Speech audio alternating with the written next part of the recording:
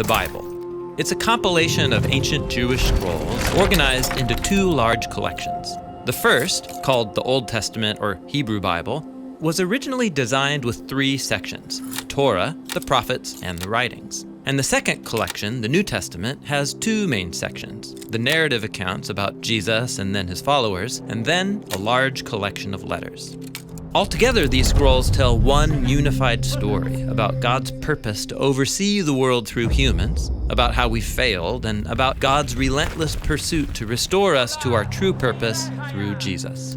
Now, when you open up and read any one of these scrolls, you'll notice that in our modern Bibles, it's been divided up into chapters and then into verses. These were all added much later in the history of the Bible to help people not get lost. But unfortunately, these divisions don't always match the literary design given to each scroll by the original authors.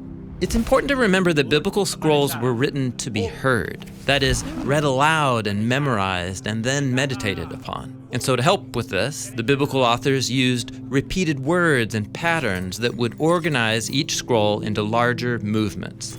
A movement is a group of stories or poems that have been arranged together into a meaningful whole. For example, the Genesis scroll has 4 literary movements. Each one begins with God giving blessing and life to someone, who then fails and brings about curse and death. And so God moves forward by offering the blessing to the next generation. In Genesis, the first movement begins with God blessing Adam and Eve. But then they fail and things get really bad, and so God rescues and blesses Noah, and then he fails too and things get worse. So in the next movement, God promises to bless Abraham and all nations through him. And even though he too fails, Abraham trusts in God's commitment to bless the world through his descendants. Then in the third movement, we get to Abraham's grandson, Jacob. And God wants to bless him, but Jacob keeps deceiving the people around him, trying to manipulate God's blessing for himself. And it all leads to the final movement. God blesses Jacob with many sons, but they lie and almost kill each other. And so God has to somehow transform their violent rivalry into blessing and life for the nations.